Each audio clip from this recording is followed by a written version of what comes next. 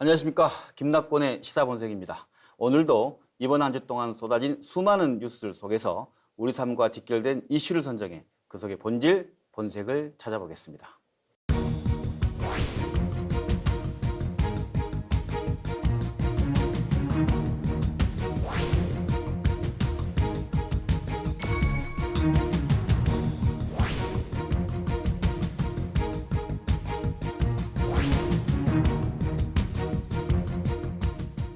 네, 김낙곤의 시사본색 새해 특집, 신년계획 특집 계속됩니다. 오늘은 2021년 새해가 밝은 가운데 전 국민의 가장 큰 관심의 대상으로 속도감 있게 올라서고 있는 분을 모셨습니다. 최근 정치권 이슈들을 선점하며 차기 대선 주지일 1일 오른 이재명 경기도지사 나와 계십니다. 이재명 지사에게 지금 가장 뜨거운 대한민국의 현안에 대한 해법을 묻고 대권을 향한 정치적 비전을 들어보겠습니다. 지사님 안녕하십니까? 네, 반갑습니다.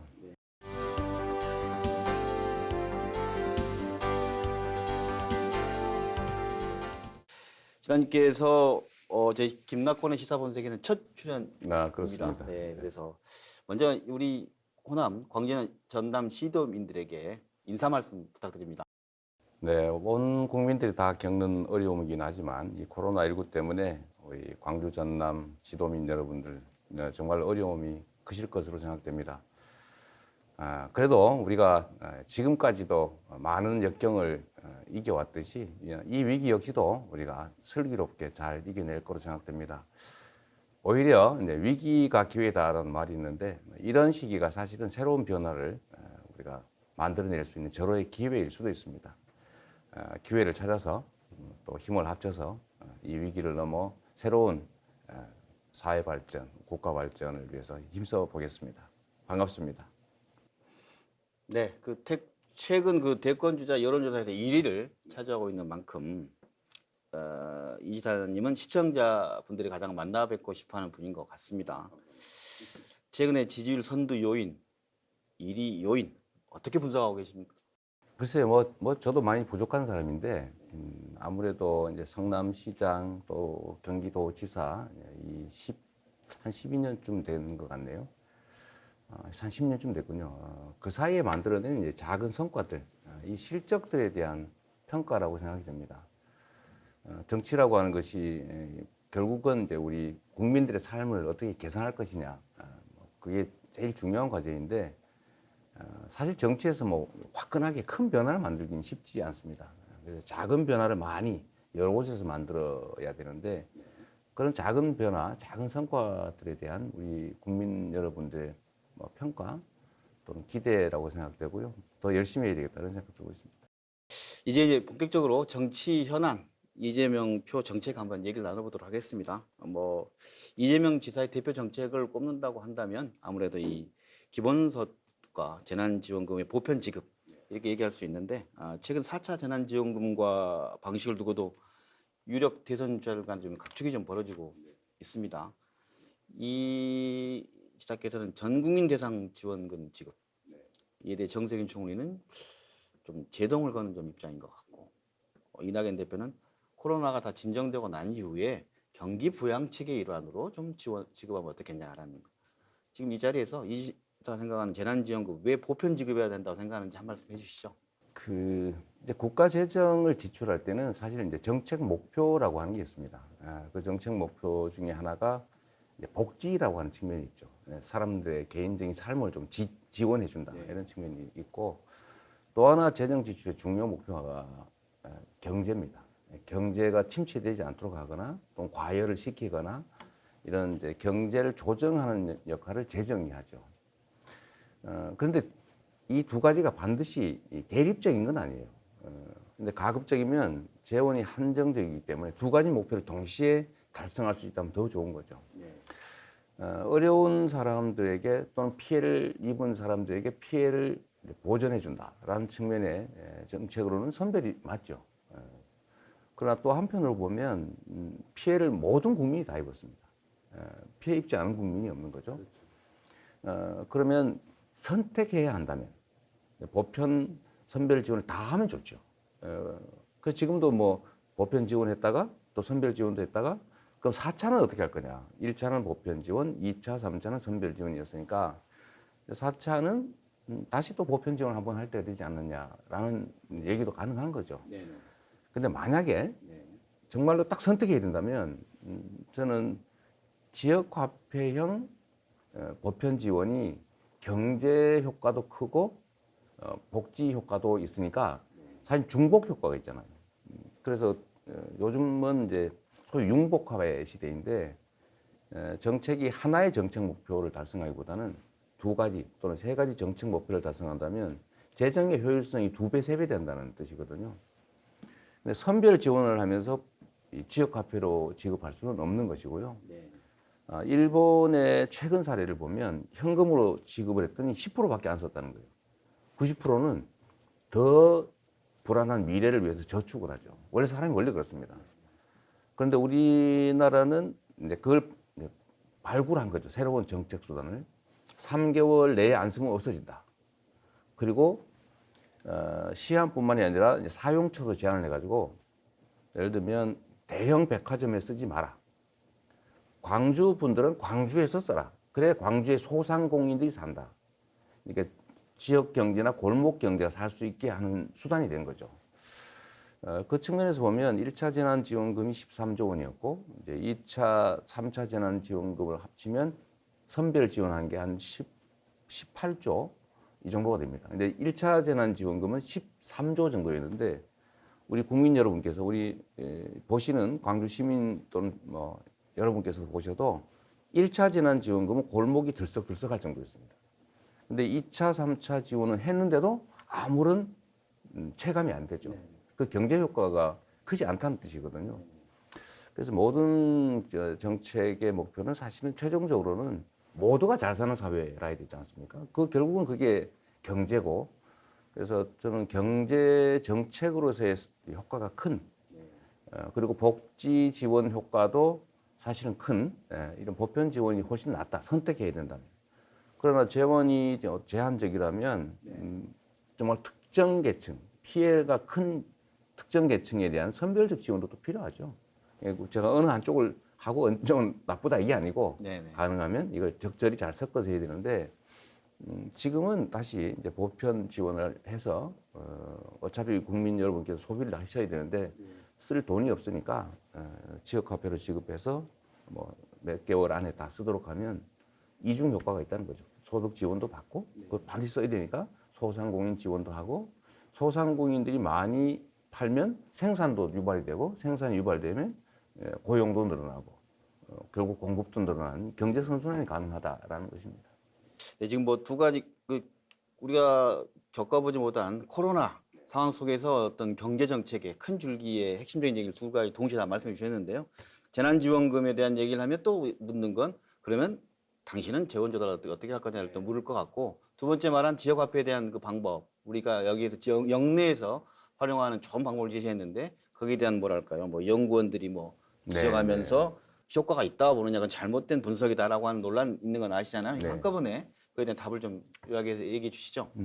일단 지역화폐에 대한 뭐 어떤 국제 연구기관이 지역 간 이전 효과라는 측면을 집중을 해서 보니까 지역화폐를 전 영역에서 다 발행하면 결국 똑같지 않느냐라고 지적을 한 거예요. 그 지적은 그 면에서는 맞습니다. 맞는데 다른 측면이 있죠. 사실 지역화폐는 서울의 소비를 광주로 옮긴다 이런 측면보다는 대형 유통점의 매출을 지역 골목 소상공인들에게 이전하는 효과를 노린 겁니다. 그러니까 지역 간 수평 이전이 목표가 아니고 그건 부수적인 것이고 수직 그 이동 그러니까 뭐 대형 유통점에서부터 소상공인 골목 상권으로라고 하는 효과가 큰 거죠. 아주 단순하게 예를 들면 어떤 전국적인 글로벌 그 유통 대기업이 10조 원의 매출을 올려서 1조 원의 이익이 생겼다고 하면 그 돈이 어디로 가겠어요? 저기 뉴욕으로 가거나 아니면 뭐 서울로 가는 거죠. 서울의 여의도로 가는 거죠. 근데 만약에 10조 원의 매출과 1조 원의 순이익이 동네 신발 장수, 예를 들면 치킨점, 동네 카페, 미용실 뭐 이런 데로 퍼졌다고 생각해 보세요. 그게 이제 동네에서는 돌고 돕니다. 이게 승수 효과가 크다는 것이거든요. 경제는 결국 순환입니다. 돈이 많은 게 많냐 적냐 중요한 게 아니라 잘 순환하게 하는 게 경제거든요.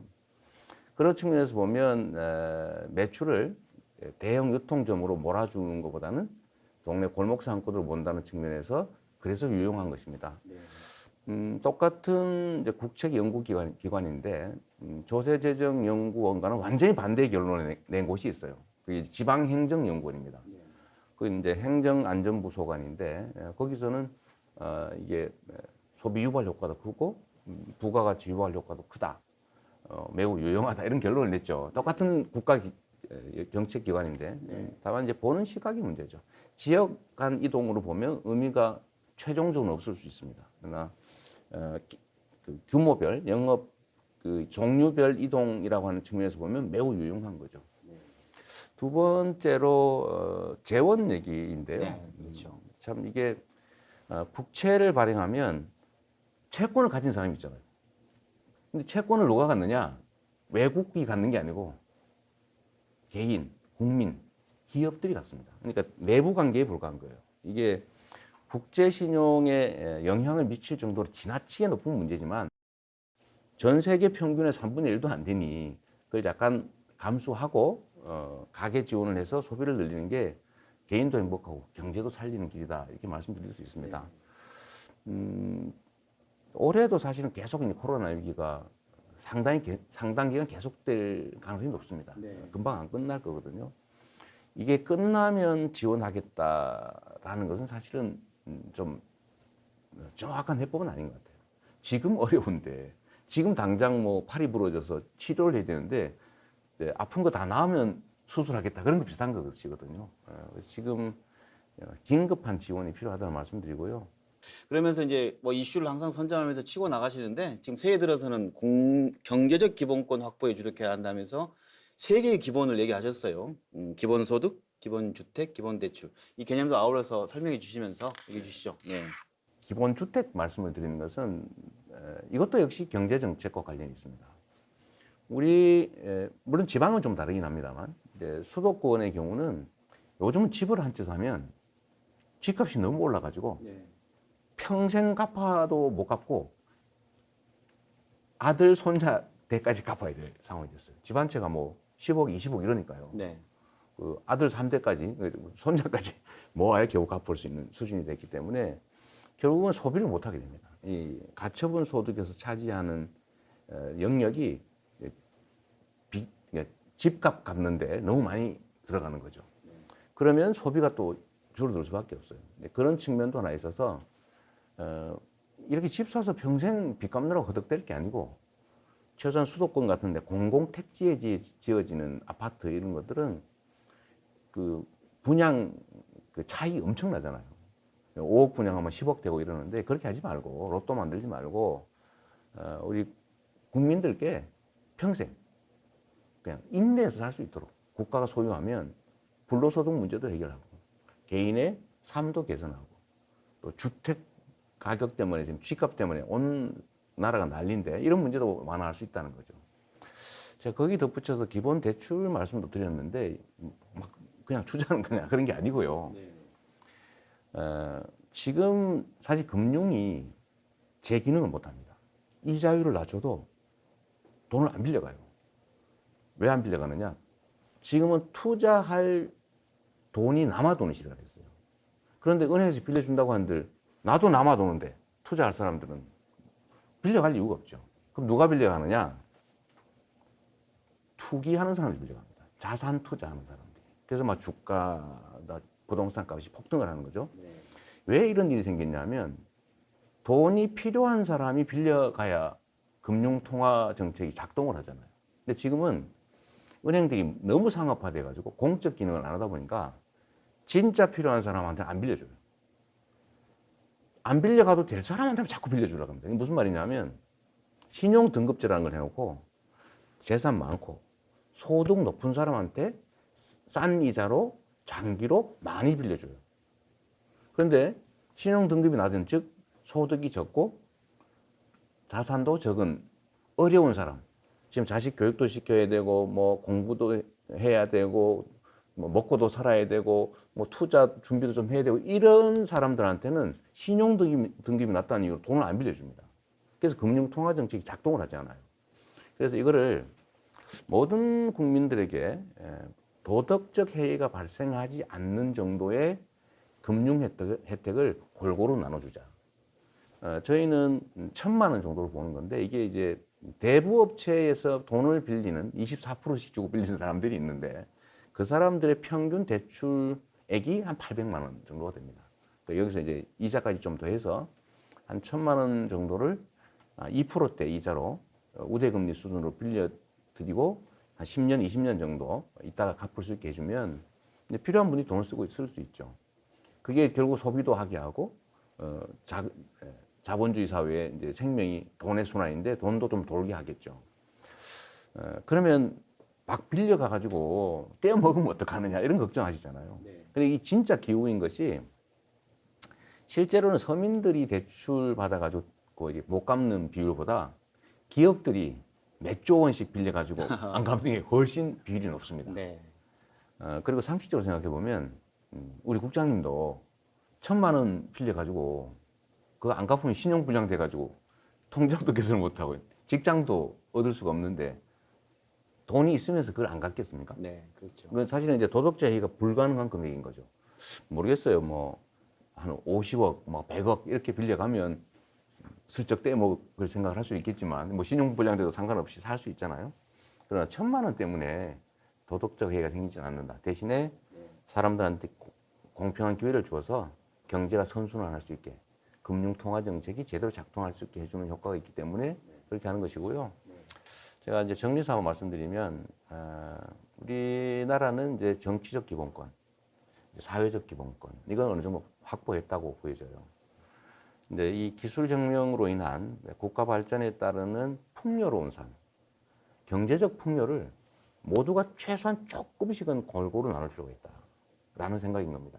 그래서 이제는 경제적 기본권, 풍요로운 삶을 최소한 함께 나눌 권리, 이거를 우리가 이제 논의할 때가 됐다라고 해서 제가 경제적 기본권 얘기를 하고 있는 겁니다. 네, 알겠습니다. 말씀하신 거 얘기 들어보면 경제 분야도 뭐랄까 정의로운 전환, 공정한 전환 등을 통해서 충분히 우리가 성장할 수 있고 지속적 성장이 가능합니다. 네, 가능하다는 그 말씀으로 전 이해가 됩니다. 그래서 이제 현재 새 신년사에서 대통령이 또 부동산 정책을 뭐 사과했다, 어떤 분들은 뭐 실패를 자인했다 이런 뭐 언론에 따라 다양한 각도로 쓰고 있는데 그래서 현 정부의 부동산 정책에 대해서 간략하게 평가를 한번 해주시고 그래도 국민들과 지역민들은 이재명표 부동산 정책은 어떻게 갈 건지에 대한 것을 듣고 싶을 것 같습니다. 간략하게 얘기해 주십시오. 이 부동산은 사실은 이제 유한 자원이잖아요. 이게 생산이 불가능한, 특히 토지가 그렇습니다. 그래서 이 불로소득, 소위 지대라고 하는 게 발생할 수밖에 없긴 합니다. 그런데 필요한 사람이 필요한 토지를 사용하는 거하고 필요도 없는데 투기나 투자 목적으로 소유하는 건 다른 문제죠. 그래서 저는 다주택이냐 아니냐 이런 것보다는 거주용이냐 아니냐에 중점을 둬야 된다고 생각해요. 근데 1가구 1주택은 숫자 중심으로 보호하자 이렇게 하면 어떤 일이 벌어지냐면요. 광주 분들이 압구정동에 서울 강남 압구정동에 집을 삽니다. 갭 투자를 하는 거죠. 왜냐하면 집이 두 채면은 이 제재가 있으니까 한 채를 사는데 그러면 가장 지가 상승률이 높을 것으로 생각되는 수도권에다 또 그중에 핵심 지역에 살 수밖에 없어요. 그러면 이게 사실은 지방 차별을 가져옵니다. 그래서 실거주용이면 뭐 두세 대든 내가 별장으로 뭐 저기 좀 하나 더 갖고 있든지 두 개 더 갖고 있든지 상관없는 거죠. 그런 것들은 권장해야 되는 것이고요. 그래서 이게 숫자나 가격에 너무 연연하지 말고 실거주용이냐 아니냐, 실수요냐 아니냐에 중점을 둬야 된다고 생각합니다. 부동산 정책은 우리 문재인 대통령께서 말씀하신 데 답이 있어요. 부동산으로 돈 못 벌게 하겠다. 평생주택, 즉 초장기 공공임대주택을 대량 공급하겠다. 이렇게 말씀하셨거든요. 그런데 문제는 실제 정책이 거기 못 따라가는 겁니다. 뭐 그건 여러 가지 이유가 있을 수 있어요. 저는 사실 이제 정책이라고 하는 거는 국민들이 신뢰하느냐가 제일 중요합니다. 앞으로 부동산 값이 오를 것 같다. 정부가 진짜 이거 막을 의지가 있는지 의심스럽다 이러면 집값을 누른다고 말하는 순간에 아, 집값이 드디어 오르기 시작하는구나 이런 신호가 돼요. 아, 네. 그래서 정책에 대한 신뢰가 중요하고 정책의 완결성이 중요한데 정책의 완결성은 부동산으로 돈 못 벌게 하면 됩니다. 그러니까 실수요가 아닌 데에 대해서는 엄정한 과세를 통해서 불로소득을 다 환수하고 금융 혜택을 제한하고 돈 빌려주지 말고요. 쉽게 말하면 또 행정 제재를 가하면 됩니다. 그리고 이제 마지막으로는 장기 임대주택을 우리는 전 세계에 비해서 또 너무 적으니까 공공임대가 이거를 이제 대량 공급하면 해결이 되는데 최종적으로는 신뢰입니다. 그래서 제가 말씀드리는 것이 아무래도 팔이 안으로 굽는다고 내가 부동산을 많이 갖고 있으면 부동산 값이 오르는 정책을 만들게 돼 있어요. 정책 결정자들은 부동산을 못 가지게, 즉 부동산이 많은 사람들은 고위 공직자가 못 되게 하면 됩니다. 승진할 사람 많거든요. 부동산 없이 청빈하게 사는 공직자들 많습니다. 근데 그 사람들 쓰면 됩니다. 근데 문제는 이제 고위 공직자들이 집에 두 채 가지고 있는데 그걸 아는데 국민들이 집값을 잡겠다 이러면 믿겠어요, 믿겠어요?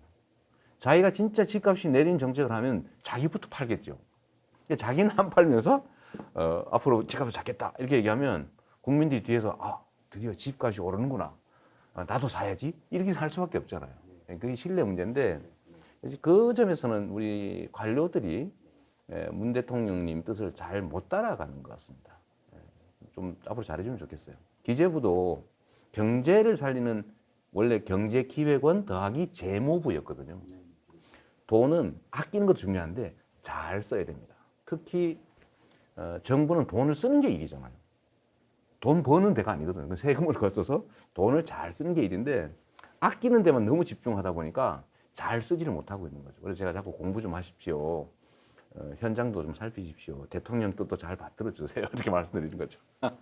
그런 뜻이셨군요. 네. 이제 좀 대화 주제를 바꿔서 뭐랄까요? 계속 이 대선 앞으로 올해 내내 주제 있게 뭐 이명박 박근혜 네. 사면론에 대한 얘기일 것 같습니다. 얼마 전 이낙연 당대표가 사면론 얘기하면서 뭐랄까요? 긍정이든 부정이든 하여간 여론의 중심에 네. 뭐 섰습니다. 이런 발언을 어떻게 평가하세요? 정치적 묘수라 보세요? 아니면 악수로 보세요? 아마 뭐 우리 그 이 대표님께서도 뭐 충정으로 하신 제안이겠죠. 아까 말씀드렸잖아요. 이게 안보, 질서, 민생 이게 이제 정치와 행정의 역할인데 이 질서라고 하는 측면에서 힘 세다고 봐주고 또는 뭐 돈 많이 가졌다고 봐주고 이렇게 되면 다른 사람들이 다 억울하잖아요. 그러면 지키는 사람이 손해보는 느낌이 드는 거죠. 그래서 규칙은 철저하게 지켜야 하고요. 질서를 파괴하는 규칙을 지키지 않는 행위에 대해서 제재를 가하는데 그 제재라고 하는 것이 가급적 예외가 없어야 됩니다. 오히려 저는 고위 공직자들에 대해서는 더 많은 책임을 물어야 된다라고 생각하는 사람이죠. 그래야 우리가 이 질서 있는 사회, 예측 가능한 사회가 됩니다. 형벌을 가하는데 이게 규칙 위반에 대해서는 여러 가지 제재 방법이 있어요. 뭐 도덕적 비난도 있고, 뭐 행정적 제재도 있고, 뭐 징계도 있고, 뭐 영업 정지도 있고 있는데 형벌을 가하는 것은 반드시 지켜야 될 규칙이기 때문에 그런 거죠. 근데 형벌을 가할 때는 이유가 있습니다. 잘못했으니까 보복하자, 응보하자. 근데 이건 사실 크지 않아요. 우리가 원시 사회에서나 그랬던 거지. 지금은 이제 주로는 예방이 중요합니다. 예방은 두 가지 의미가 있는데 본인이 다시는 그런 짓 하지 않게 특별 예방이라고 하죠. 다른 사람도 그런 짓 하지 못하게, 따라하지 못하게, 즉 일반 예방 효과라고 하는 겁니다. 과연 이제 그 어떤 사람에 대해서 형벌을 거두어 드릴 때 이 두 가지 목표에 부합하느냐를 잘 살펴야 되겠죠. 결국 저는 국민의 뜻에 맡겨야 된다고 보고요. 근데 또 한 가지 중요한 거는 사실은 매우 정치적인 문제고 대통령이 가지고 있는 고유 권한, 사회 통합을 위한 고유 권한인데 이게 정치적 쟁점이 되면 안 된다고 생각합니다. 그러면 이제 통합이 아니라 분열의 C가 되지 않습니까? 그래서 저는 이 문제에 대해서는 뭐 대통령께서 결단하실 문제라고 보고 제가 언급하지 않는 게 대통령님께 부담을 드리지 않는 거다라고 해서 제가 공식적인 얘기는 하지 않고 있습니다. 다만 제가 과거에 뭐 이 문제에 대해서 이미 얘기한 일도 있는데 뭐 시도 때도 없이 자꾸 할 수는 없는 것이고 또 일반적인 원칙을 말씀드렸으니까 우리 시청하시는 분들께서도 그냥 판단해 보시면 좋겠습니다. 그 정치 여정과 향후 비전을 좀 듣는 시간으로 넘어가도록 하겠습니다. 우리 황교안 비대위원들을 이재명 지사님 잘 알면서도 또 말씀을 들으면서 또 이해할 수 있고 네. 같이 또 과거 시대부터 지금까지 또 거슬러 올 수 있는 동반자들 있다 생각이 드는데 뭐 정치인 이제는 이재명 변호사 활동하셨잖아요. 어떻게 정치를 시작했는지 한번 얘기해 주시죠. 제가 이 사회 문제에 관심을 가진 것은 사실 광주와 아주 관련이 깊습니다. 네.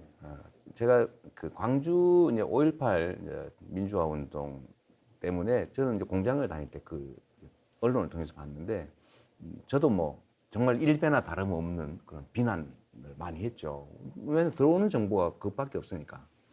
그래서 저는 뭐 진짜 폭도가 맞나 보다. 뭐 저 북한군이 뭐 진짜 있었나 보다. 이런 생각을 할 수밖에 없잖아요. 그래서 저도 이제 광주에 대해서 많이 이제 비난 언사를 많이 했는데 제가 대학을 가보니까 완전히 반대인 거예요.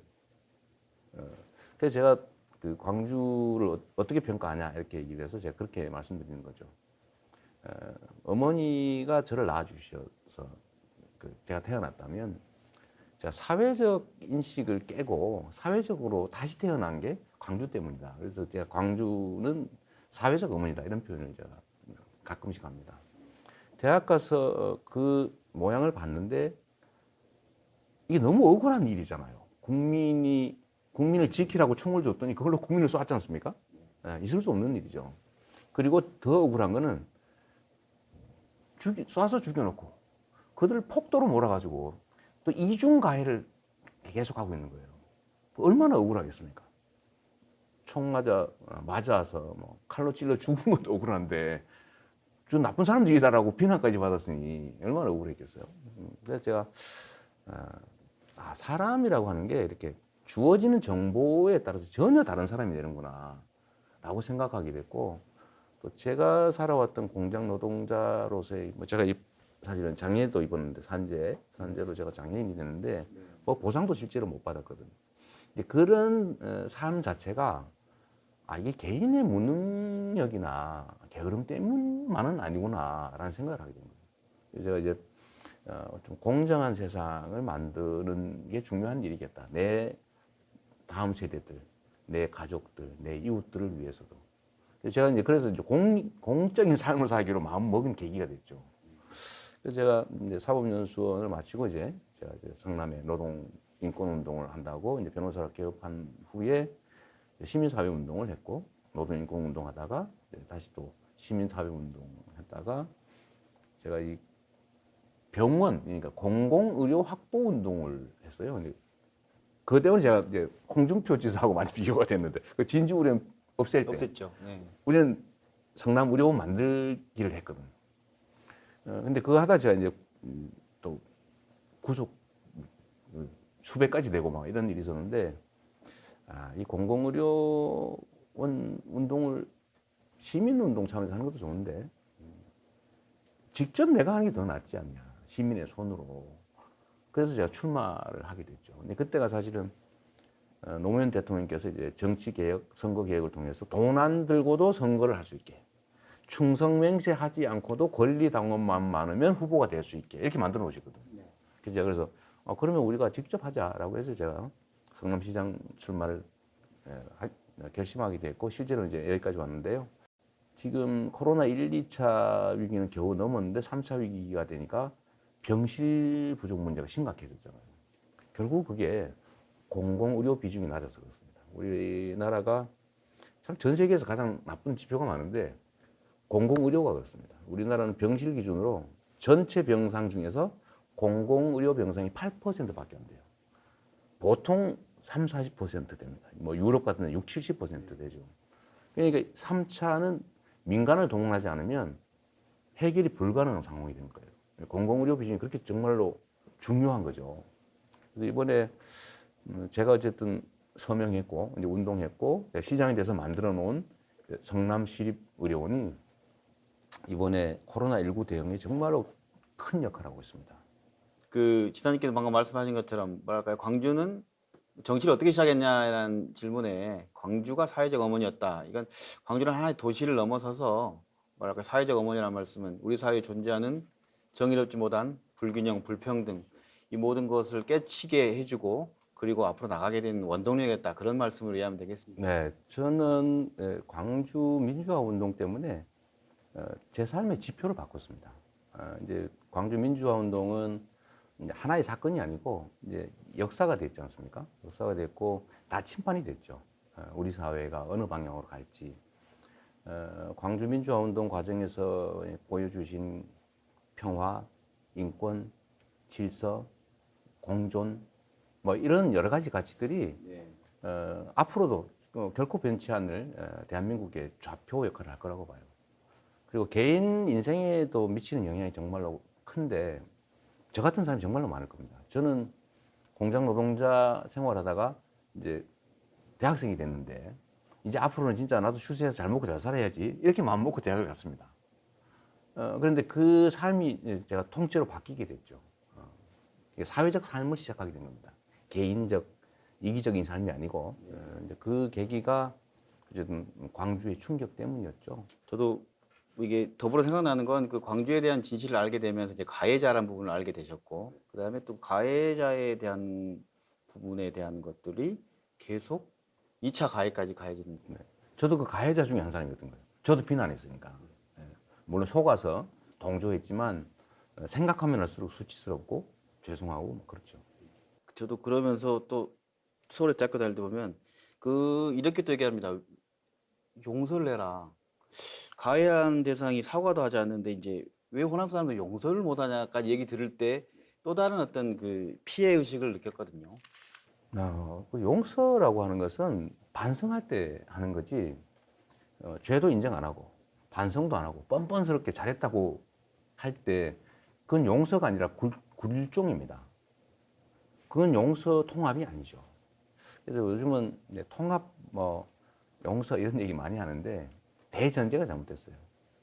봉합을 통합으로 치장하는 경우가 많습니다. 그냥 뭉뚱그려 놓는 거죠. 근데 그거는 사실은 앞으로 나가지 못하는 퇴보예요. 그래서 용서 또 관용이라는 이름으로 범죄를 좀 이렇게 합리화하거나 아니면 책임을 면제시켜 주거나 하면 앞으로 또 그런 거 하라라는 것밖에 안 되지 않습니까? 그건 사실은 절대는 해서 안 되는 일이죠.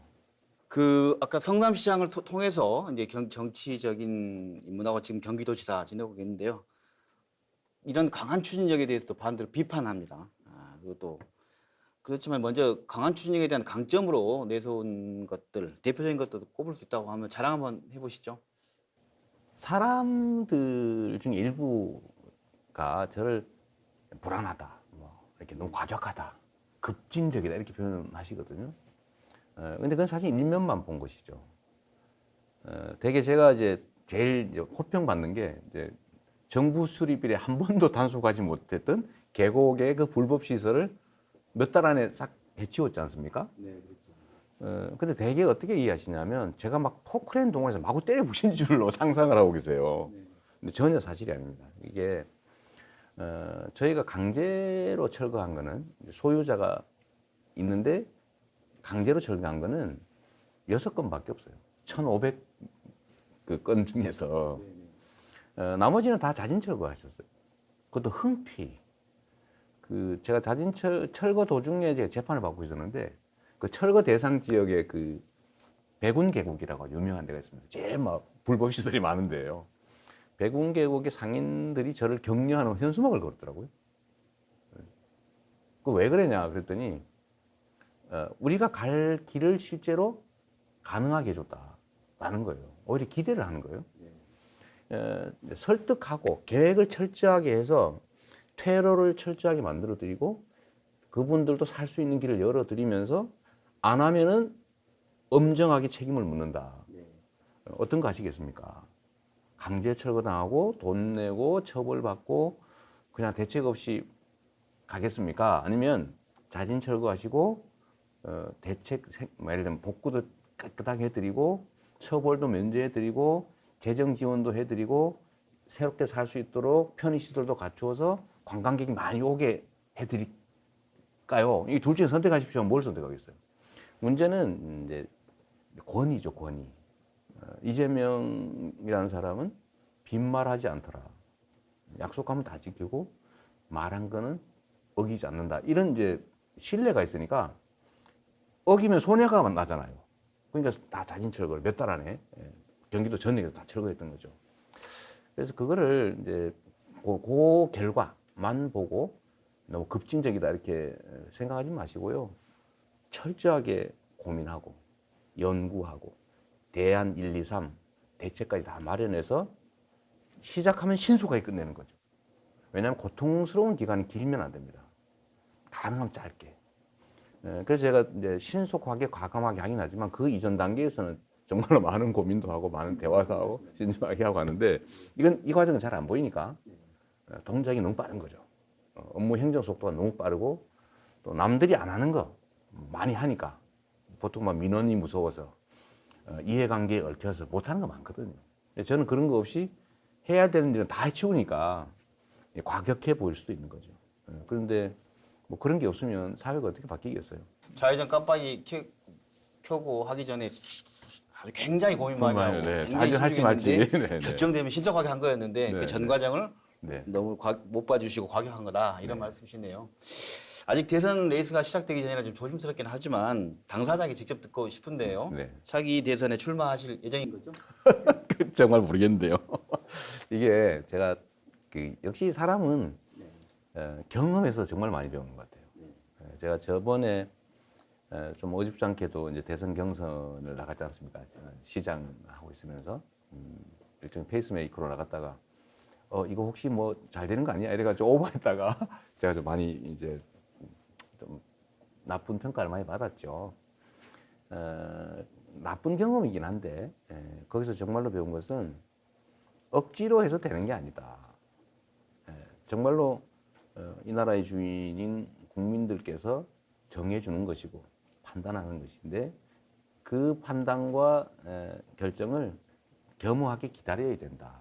그런 생각이 들었습니다. 뭐 억지로 이렇게 해보니까요. 그 배만 뒤집어졌어요. 큰 흐름 위에 떠 있는 배 같은 것이어서 그냥 제가 주어진 역할을 잘하는 게 좋은 평가를 받는 길인 것 같습니다. 저에 대해서 우리 국민들께서 좀 좋은 평가를 해주시는 이유가 뭐겠어요? 뭐 제가 뭐 정치적 후광이 있는 사람도 아니고, 뭐 조직이 있는 사람도 아니고, 뭐 배경이 있는 사람도 아니고, 돈이 있는 사람도 아니고, 뭐 그렇지 않습니까?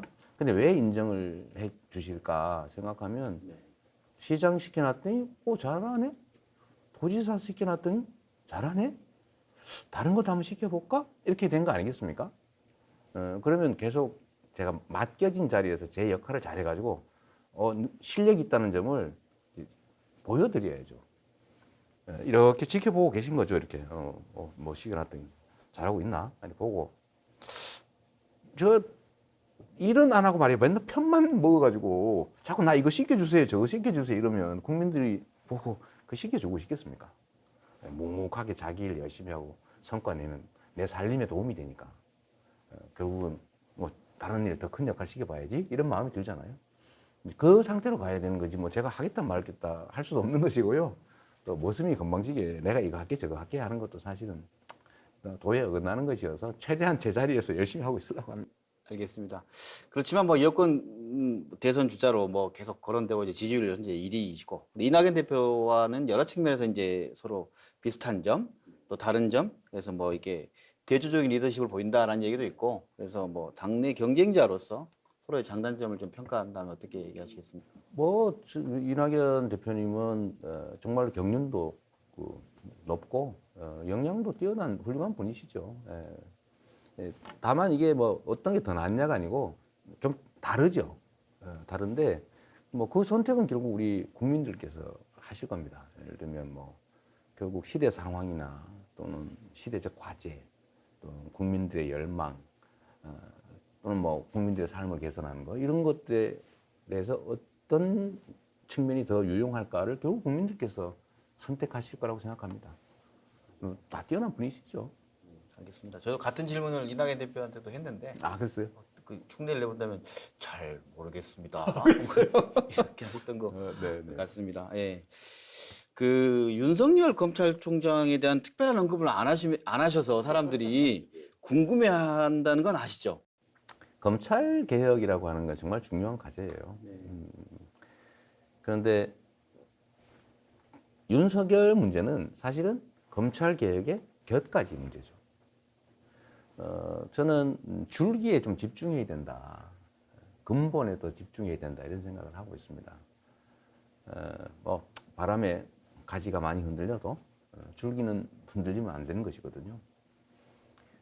우리 사회 아까 질서 얘기 제가 말씀드렸습니다만 이 질서를 유지하는 최종 그 기관이 사실 검찰이잖아요.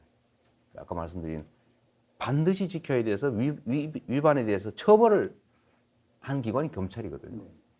근데 이 검찰이 만약에 내가 친하니까 너 훔쳐도 괜찮아.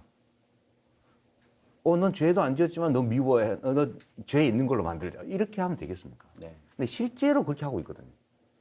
그래서 그런 좀 이렇게 잘못된 검찰권 행사로부터 국민들이 당하는 그 억울함이 얼마나 크겠어요. 그 예를 들면 뭐 전두환도 한때 무혐의 받았잖아요. 그렇지 않습니까? 네. 그래서 나중에 다시 처벌했지만 그렇게 할 수 있는 검찰이거든요. 그래서 이 검찰이 공명정대하게 철저하게 질서 유지 역할을 잘 해야 되는 것이고 그러기 위한 검찰 개혁은 매우 중요한 과제인데 저는 윤석열 문제로 이게 좀 이렇게 좀 극화된 측면도 있지만 사실은 마이너스 측면도 좀 있다고 생각하거든요. 약간 격가지 때문에 줄기가 좀 흔들리는 그런 차원으로 좀 이해해 주시면 좋겠습니다. 알겠습니다. 차기 대선에서 뭐랄까 후보들은 괴롭게 생각할 수 있겠지만 여권 지지층에서는 뭐랄까요? 이낙연 대표하고 그리고 우리 이재명 지사가 좀 용어 상박이 돼가지고 어떤 후보는 자기가 압도적으로 1위가 되는 게 제일 좋겠지만 네, 네. 여권 지지층에서는 뭐랄까 서로 상승하면서 시너지 효과를 내면서 여권이 승리했으면 좋겠다는 기대감도 있거든요. 이거에 대해 어떻게 생각하십니까? 이 사실 정치라고 하는 거는 기록 경기가 아니고 팀 경기거든요. 예, 그래서 이 팀워크 정말로 중요하고요. 뭐 공격수 하나가 막 골 많이 넣으면 뭐 하겠어요? 저 수비 못해가 골 더 많이 먹으면 지는 거잖아요. 그래서 이게 역할 분담이 또 중요하고 팀워크가 중요한 거죠. 예, 누가 얼굴을 할 것이냐, 누가 손발을 할 것이냐, 누가 몸통 역할을 할 것이냐. 이건 사실은 필요에 따라서 역할을 나누는 거지. 머리만 있다고 사람이 아니거든요.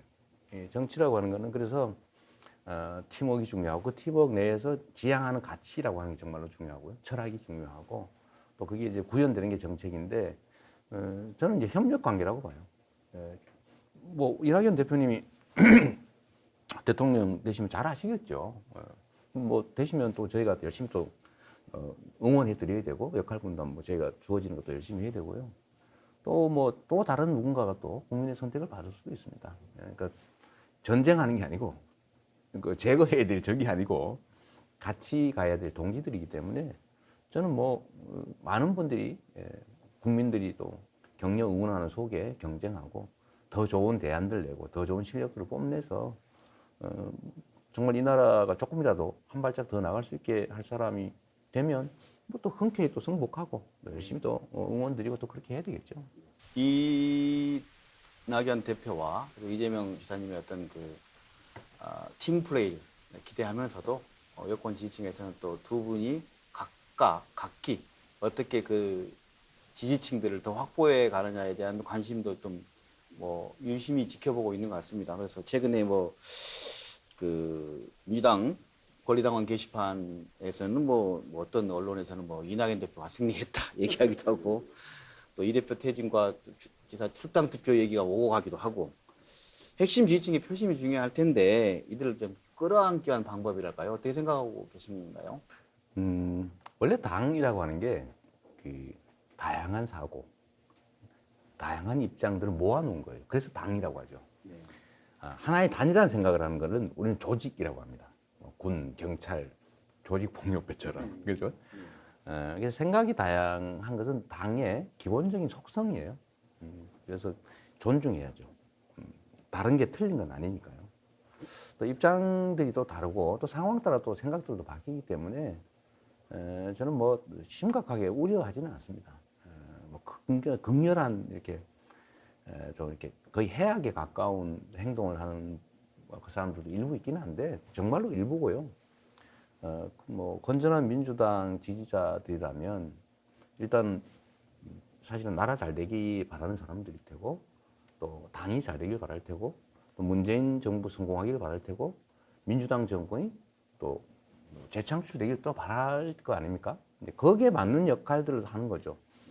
그 제가 이제 사실은 뭐 댓글이나 이런 것도 많이 읽어보는 편인데 그게 재밌는 얘기더라고요. 이낙연 대표님하고 이재명하고 섞어 놓으면 좋겠다 이런 얘기를 하더라고요. 네. 그런 얘기 있습니다. 그러니까 좋은 점만 추려서 쓰자 그런 거죠. 근데 실제로 정치는 그런 거죠. 이긴 쪽이 다 갖고 진 쪽이 다 뭐 배제되는 그런 게 아니고 같이 가야 되거든요. 예를 들면 선거가 끝나도 함께 해야 될 분들인 거죠. 이제 그거를 잘해야죠. 그게 진정한 통합이죠. 또 뭐 예를 들면 민주당의 지지를 받아서 대통령이 되면 민주당 대통령은 아니거든요. 국민의 대통령이잖아요. 그러니까 그때는 전체 국민들도 아울러서 정치의 본령이라고 할 수 있는 통합 역할도 잘 해나가야 되는 것이고요. 그런데 우리끼리 싸워서 막 원수되고 이러면 안 되죠. 뭐든지 간에 선공후사의 마음으로 하면 그것을 인정받게 되면 진정성이 통하면 확대되는 거다 이런 말씀으로 이해됩니다. 우리 민주당 뭐 지지하시는 분들께서 제일 바라시는 거 결국은 좋은 나라 만드는 거 아니겠어요? 내 삶이 개선되는 걸 원하실 거란 말이죠. 이제 거기에 맞는 사람이 하는 게 좋겠고 좀 더 실력 있는 사람이 좀 더 뭐 이렇게 언행일치되는 사람들이 하면 좋겠다 그런 생각 다 가지시잖아요.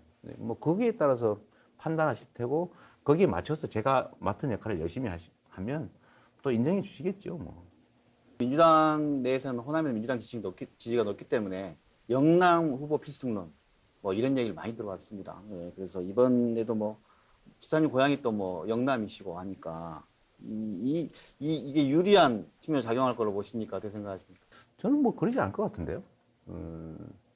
이제는 뭐 지역주의라고 하는 것도 사실 많이 이제 완화돼서 내 지역이니까 뭐 이게 결정적 영향을 미치는 단계는 아닌 것 같습니다.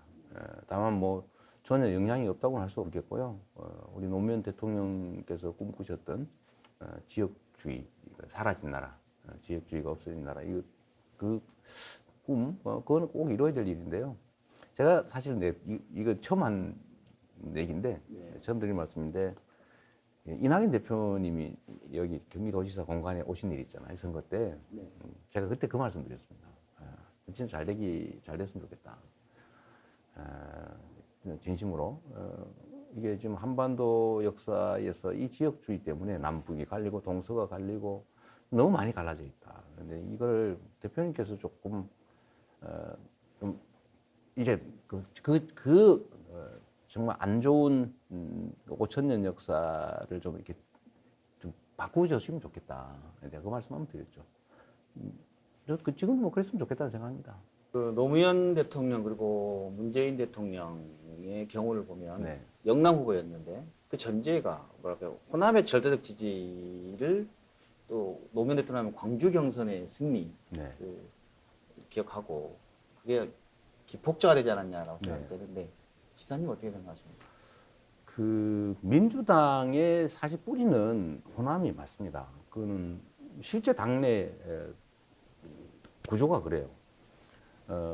실제로 수도권도 그렇고 다른 지역들도 되게 민주당 지지 또는 민주당 당원이신 분들 호남 분들이 많으세요. 그러니까 결국은 호남이 민주당의 뭐라 그래요? 뿌리 중심 같은 역할을 실제로 합니다. 거기가 거의 결정을 해요. 호남이 결정하면 그게 이제 뭐 수도권에 전국으로 쫙 퍼지죠. 그래서 저는 우리 호남 분들이 책임감도 매우 크다고 생각합니다. 그러니까 아주 공리적 판단들을 하세요. 그리고 정말로 빠르더라고요. 그러니까 이 여론이 바뀌는데 이제 집단적 그 판단이 바뀌는데 정말 시간이 얼마 안 걸리더라고요. 보니까 진짜 신통할 정도인데 결국은 이제 민주당 내부는 사실 방향은 호남이 결정하죠. 뭐 그건 현실이고요. 근데 그 호남 분들이 되게 가지고 있는 아까 광주 민주화 운동의 그 정신에서 보여지는 것처럼 공리적 판단들을 잘 하시기 때문에 좀 뭐 그런 말 지역에 따른 문제들은 크게 걱정은 하지 않습니다. 그 호남에서 어떻게 지지율을 올리기 위해서 어떻게 확보할 예정이라든가. 그 지지율을 올리려고 한다고 해서 올라가는 게 아니더라니까요. 제가 이제 그건 체험으로 알게 된 것이고요. 결국은 이제 기대를 모으는 것인데 그 기대를 모으는 길은 결국 주어진 일을 잘 하는 거고요. 또 한 가지는 정치는 이제 말로 한다고 그러는데 사실은 말과 행동이 다른 경우가 많습니다. 이 언행에 일치하는 거, 이 중요하고요. 작지만 그 성과를 많이 여러 곳에서 만드는 게 중요합니다. 더군다나 저는 뭐 경기도지사라고 하는 직접 이제 일하는 장을 가지고 있으니까 제가 설명드릴 수 있는 거는 말이 아니고 행동으로 실적으로 보여드리는 거죠. 그냥 지지율을 올리기 위한 행동을 하니까 지지율이 떨어지더라고요. 최근에도 5.18 명도 다녀오셨던 걸로 알고 있는데 지난해 같은 경우 이렇게 지사님 스스로 생각했던 그 지역에서 인기도와 가서 체감한 거 어떤 차이를 느끼셨어요? 어떻습니까? 제가 지금 사실 5.18 여행을 좀 다녀오려고 계속 이렇게 보는데 이게 코로나 때문에 사실은 이제 소위 말하는 관할구역을 벗어나기가 좀 어려워서 못 가고 있습니다. 사실 뭐 광주 어르신들께서도 좀 한번 방문하라고 하시는 분도 많으시긴 한데 지금 뭐 갈 수 없는 상황이고요. 어쨌든 현장에 가면 약간 이렇게 바뀐 분위기는 조금은 느껴지는 것 같긴 합니다. 네. 사진 찍자는 사람이 조금 늘었더라고요. 마지막으로 광주현 시도민들에게 드리고 싶은 말씀 한 말씀 해주시죠. 지금 어려운 시기이긴 한데 이제 함께 힘 합쳐서 빨리 극복하고 우리가 경제적으로든 뭐 사회적으로든 지금보다는 좀 더 나은 세상이 되어야 되고 우리 다음 세대들 우리 세대 아닌 우리 다음 세대들도 희망을 가질 수 있는 사회 만들면 좋겠습니다. 오죽하면 내 자식들한테는 나보다 더 나쁜 삶을 살게 하지 않겠다 이래가지고 출산을 거부하겠어요. 좀 슬픈 사회인데 이제 아이도 많이 낳고 또 나보다는 우리 자녀들이 또 뭐 손자녀들이 훨씬 나은 세상이 될 거다라고 믿어지는 그런 세상 꼭 만들었으면 좋겠습니다. 네, 새해 복 많이 받으십시오.